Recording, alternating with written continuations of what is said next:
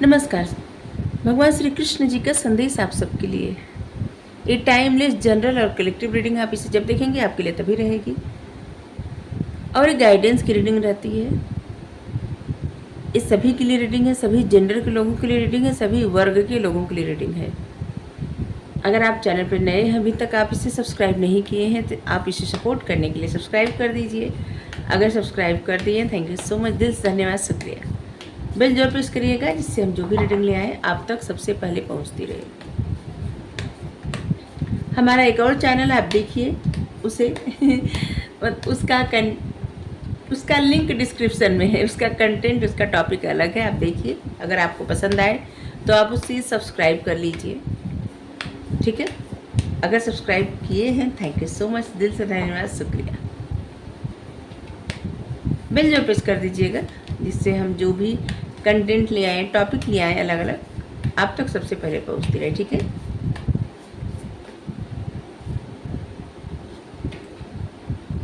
False ego,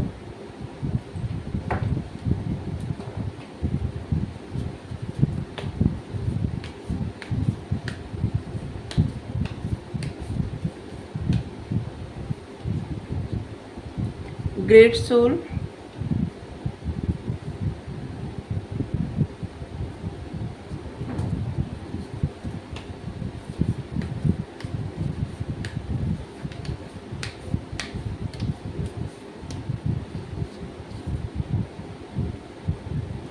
rebirth, और यहाँ पे है इंडिविजुअलिटी। आपका अपना व्यक्तित्व है, अलग व्यक्तित्व है। इस बात को बार बार मैसेज आता है ना, आपको पहचानना है, ठीक है, कि आप खुद में क्या है। अपने आप को देखना है, अपने अंदर झांकना है, अपनी सोल को पहचानना है, अपने व्यक्तित्व को पहचानना है। आपके जो गुण है, जो अवगुण है, आपकी जो क्षमता है, आपकी जो क्रिएटिविटी है, आप क्या कुछ कर सकते हैं, ठीक है। आपका सोल पर्पस क्या है, मतलब तमाम ऐसी चीज़ें। और ये सिर्फ खुद से संबंधित जाननी है, अपने व्यक्तित्व के बारे में जानना है, ठीक है। यहाँ पे सिर्फ अपने व्यक्तित्व के बारे में आपको जानना है। अभी फ़िलहाल आपको अपने व्यक्तित्व के बारे में जानने की आवश्यकता है। शायद आप अपने बारे में उतना नहीं जानते या नहीं जानते, खुद के बारे में जानने का प्रयास करिए, ठीक है। सबसे परे हट के अपने बारे में सोचना शुरू करिए, सिर्फ अपने बारे में। हर एक इंसान अपने बारे में सोचे ना, बहुत सारे गुण भी दिखेंगे, बहुत सारे अवगुण भी दिखेंगे। और जो दोनों चीज़ को स्वीकार कर लेता है ना, जैसे गुणों को आगे बढ़ाता है, अवगुणों पे काम करता है, समझ लीजिए आप अपने आप को पहचानने लगे, ठीक है। फॉल्स ईगो, जीवन जीने के तीन गुण होते हैं, रजोगुण, तमोगुण, सतोगुण। कौन सी चीज़ को कितना आगे बढ़ाना है ये आप पे निर्भर है। कौन से गुण को लेके आपको जीवन में आगे बढ़ना है ये आप पे निर्भर है। और जो आपका दिल चाहता है ना, आप वो करिए, ठीक है। मतलब अपने अंतरात्मा से पूछिए कि आपकी आत्मा क्या चाहती है, आपका दिल क्या चाहता है। क्या है कि इंसान कुछ चाहता कुछ है, करता कुछ है, ठीक है। अपने गुणों के विपरीत व्यवहार मत करिए। आप जैसे हैं, जो भी हैं, बस उसी तरह के कार्य करिए। महान आत्मा वो होती है जो हर चीज में, अच्छे में, बुरे में, सभी में परमात्मा को देखती है। अजीब से अजीब परिस्थिति से भी कुछ अच्छा, कुछ नया कर देती है। और यहाँ पे है, इस समय आपके जीवन में ना आप एक न्यू जर्नी पे जा रहे हैं। चाहे आप सबको पता ना चल रहा हो, जो लोग इस रीडिंग तक पहुँचे हैं, आप अपने मतलब आप अंदर से बदल रहे हैं। रीबर्थ, जैसे कृष्ण भगवान जी वृंदावन से जाते हैं मथुरा, जहाँ पे कंस रहता है, वहाँ से वापस तो लौट के नहीं आते, लेकिन उनकी ज़िंदगी बदल, वो पहले क्या रहते हैं और बाद में क्या हो जाते हैं। लगभग सभी लोग इनका जीवन चरित्र जानते हैं, सभी लोग इनकी लीला जानते हैं।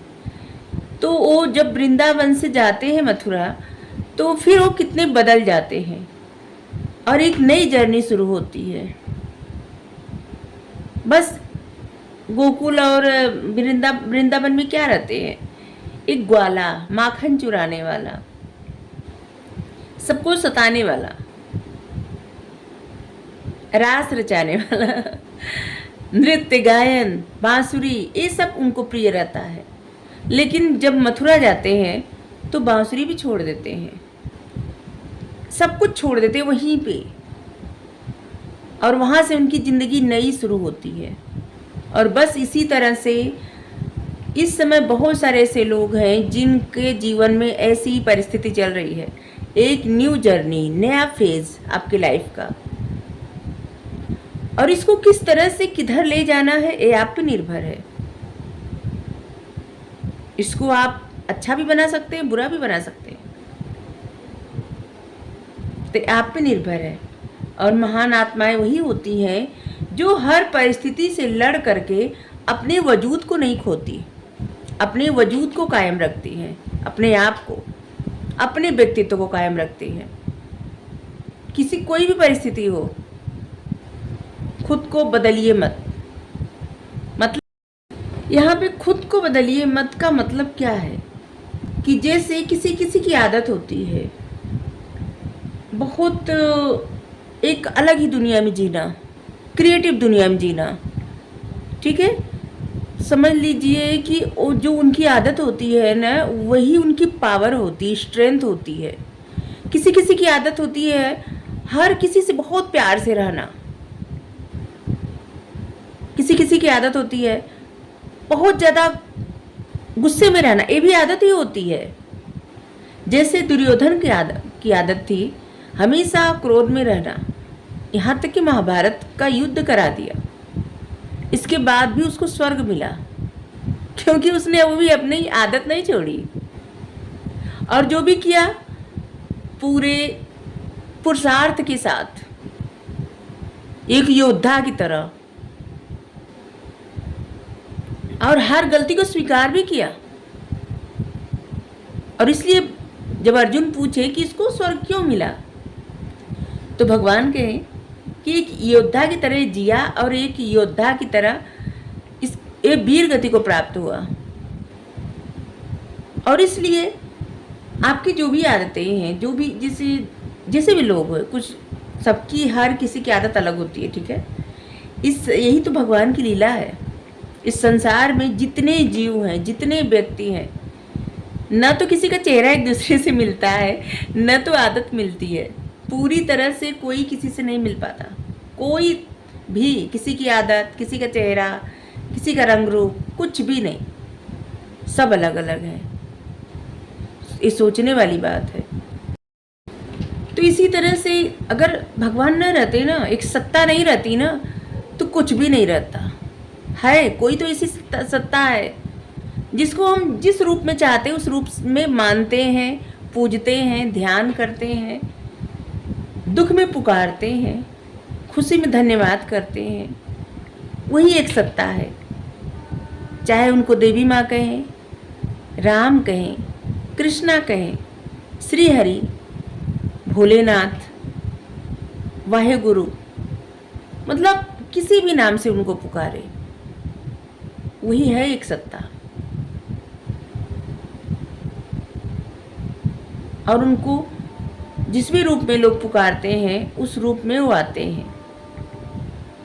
सभी लोग मानते हैं अपने अपने रिलीजन को, और भगवान तो रिलीजन बनाए नहीं, ठीक है, इंसान बनाए हैं। तो लेकिन है एक परम सत्य, एक ही सत्ता, जिनको जिस नाम से भी पुकारे उनको कोई फर्क नहीं पड़ता। वो तो आपके भाव देखते हैं और बस वो सुनते हैं।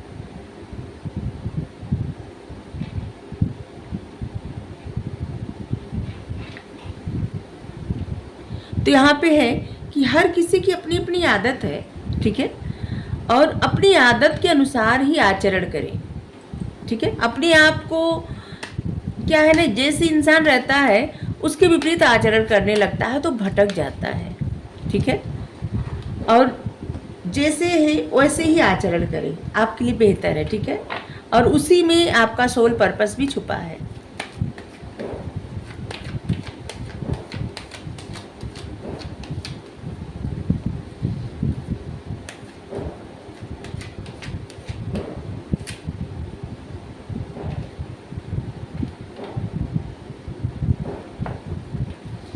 अपने आप को पहचानिए।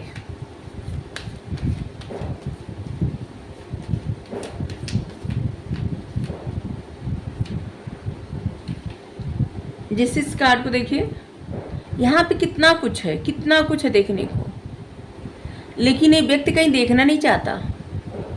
कैप लगाया है, हैट लगाया है, और ऊपर से एक कुछ बांधा है, स्कार्फ बांधा है, और हाथ में सब लेके चल रहा है।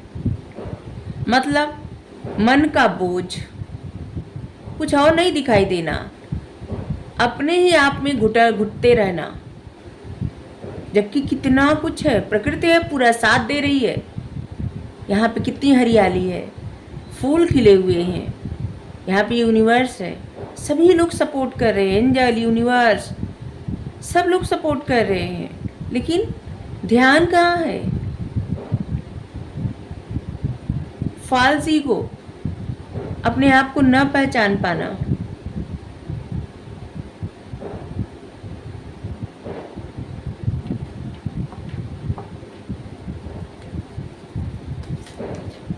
आपके जीवन में बहुत कुछ ऐसा है करने को, जिसे आप करें तो आप, जब आप ऐसे देखने लगेंगे ना, सभी में परमात्मा है, सभी में, तब आपको प्रसन्नता मिलेगी। ठीक है, जिस दिन से आप ऐसे सभी में परमात्मा देखने लगेंगे, जड़ चेतन सभी में, उस दिन से आपकी ज़िंदगी बदल जाएगी और आपका रुख खुशियों की तरफ जाएगा। आपकी ज़िंदगी खुशियों की तरफ बढ़ेगी, आपके जीवन में सकारात्मक बदलाव आने लगेगा और आपकी खुशियाँ बढ़ने लगेगी। जैसे बछड़ा देख रहा है, किस तरह से भगवान को देख रहा है, पूरी तरह से समर्पित होके।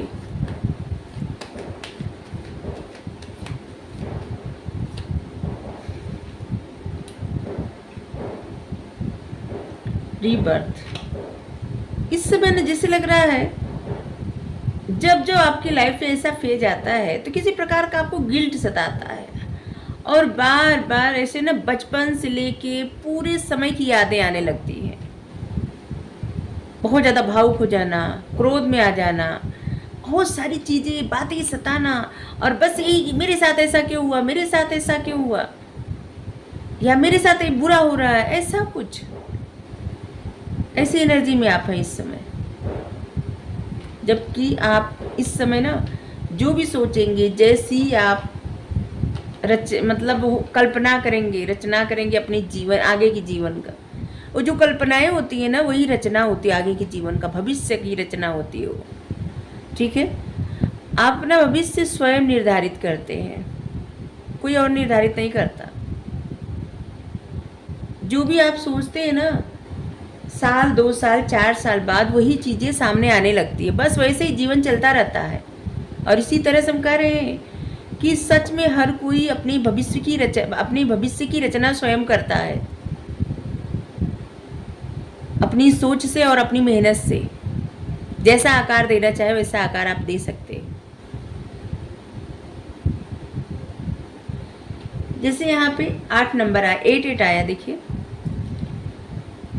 आपके जीवन में बहुत सारी ऐसी चीज़ें हैं जिससे आप प्रसन्न रह सकते हैं, लेकिन आपका ध्यान किधर है? यहाँ पे जहाँ पे खुश रहना चाहिए वहाँ पे, यहाँ पे कैप है और स्कार्फ है, कहीं दिखाई नहीं दे रहा है। इतनी सारी खुशियाँ हैं, इतने लोग, मतलब सब कुछ सपोर्ट कर रहा है, प्रकृति पूरी सपोर्ट कर रही है, उस सपोर्ट की तरफ पीठ करके चल रहे हैं। और यहाँ पे गिल्ट है, ये लाइफ का फेज है, हर समय बाद। देखिए 8 कैसे रहता है, कैसे बनता है, किस तरह से। यहाँ पे देखिए 8 बनाते वक्त कहीं ना कहीं अप डाउन होता रहता है ना, ये लाइफ की परिस्थिति होती है। ठीक है,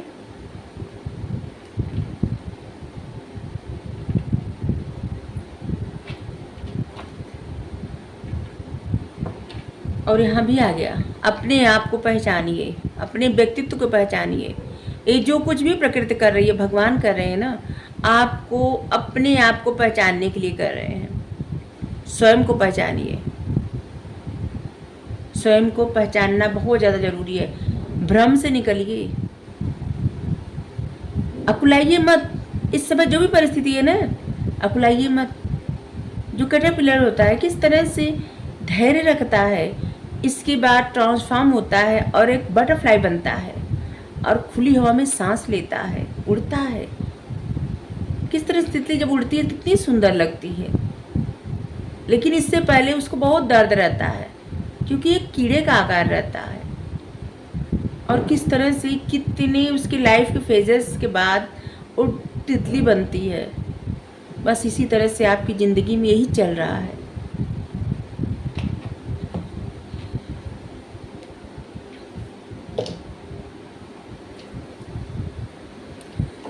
जिन लोगों की लाइफ में कोई भी परिस्थिति हो, परेशान न हो, एकदम परेशान न हो। ईश्वर आपके साथ है।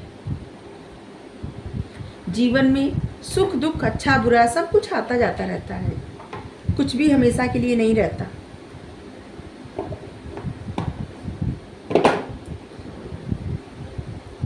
बस शायद आप स्वयं को भूल गए हैं। स्वयं को पहचानिए, अपने व्यक्तित्व को पहचानिए, और ये किसी और के लिए नहीं, स्वयं के लिए, सिर्फ अपने लिए।